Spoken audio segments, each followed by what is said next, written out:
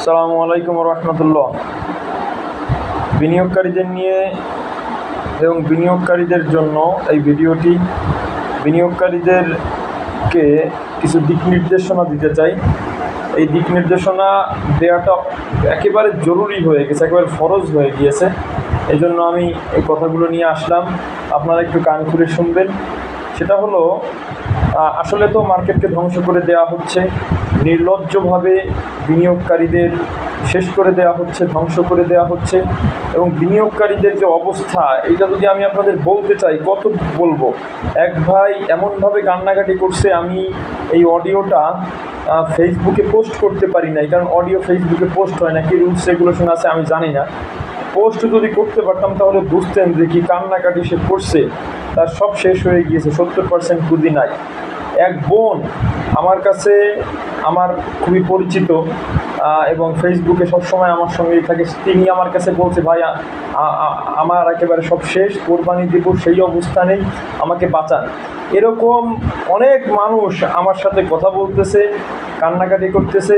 এই মুহূর্তে তাদের বিশেষ করে অডিও বার্তায় যে একজন লোক বলেছে, সে ডিরেক্ট বলছে যে ভাই আমার আত্মহত্যা ছাড়া কোনো উপায় নেই, আমার 70% পুঁজি নেই, জীবনে 30 লক্ষ টাকা ইনকাম সব শেষ হয়ে গিয়েছে, এখন কি করবো, অ্যাভারেজ করারও টাকা নেই, অ্যাভারেজ করতেও 70% লস।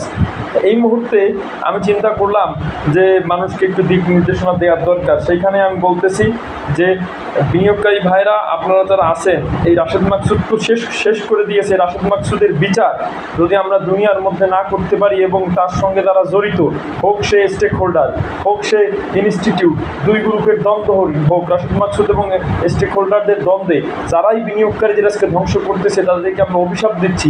আল্লাহ পাক তাদের উপরে লানত নাজিল করুক এবং তাদেরকে দুনিয়ার মধ্যে ধ্বংস করে দিক। যেমন এই বিগত সরকার যেভাবে মানুষের উপরে জুলুম করে আল্লাহর পক্ষ থেকে শাস্তি পেয়েছে, সেইভাবে শাস্তি তাদের উপরে নেমে আসুক। এইটা আল্লাহর কাছে প্রথমত দোয়া করি। এবং আপনাদের জন্য যে কথাটা, আপনাদের দিক নির্দেশনা, সেটি হলো অবশ্যই আপনারা এখন এই মুহূর্তে এমন কোনো সিদ্ধান্ত নেবেন না যেটা নিজের জীবনের উপরে ইফেক্টেড হয়। আমি বলবো আত্মহত্যা কোনো সমাধান নয়, আত্মহত্যার মতন কোনো সিদ্ধান্ত বেছে নেবেন না। কারণ আপনি আত্মহত্যা করলেন, এটা একটা অপমৃত্যু।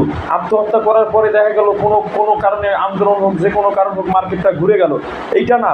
মার্কেট শোনেন, রাত শেষে কিন্তু অবশ্যই দিন আসে, আবার দিনের পরে কিন্তু রাত আসে। রাত অনেক সময় অনেক লম্বা হয়, দীর্ঘ হয়। আপনারা দেখবেন শীতের রাত অনেক দীর্ঘ হয়, কিন্তু দিন কিন্তু অবশেষে আসবেই। ঠিক তেমনি মার্কেট এরকম চলতে পারে না, চলবে না।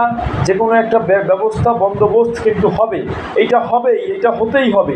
একটা সময় মার্কেট কিন্তু অনেক শক্তিতে ঘুরে দাঁড়াবে, অনেক সমস্যা থাকলে এই সমস্যার সমাধানগুলো হয়ে যাবে এবং একটা সময় কিন্তু মার্কেট মুভ করবে। আপনারা এখান থেকে আপনাদের পোর্টফোলিও এখন যে অবস্থায় আছে, যারা ধৈর্য ধরবে, সকলের পোর্টফোলিও ভালো একটা জায়গায় যাবে। এই জন্য হুটহাট করে নিজের জীবনের প্রতি কোনো সিদ্ধান্ত নেবেন না, রাগান্বিত হয়ে পরিবারের উপরে অত্যাচার করবেন না। নিজে অন্ততপক্ষে আল্লাহর উপরে আস্থা রাখুন যে ইনশাল্লাহ আল্লাহ পাক উত্তম ফায়সালাকারী, উত্তম ফায়সালা করবে। এবং ইনশাল্লাহ যারা ধৈর্য ধরবে, দিন শেষে একটু দেরিতে হলেও তাদের পোর্টফোলিও ভালো জায়গায় যাবে।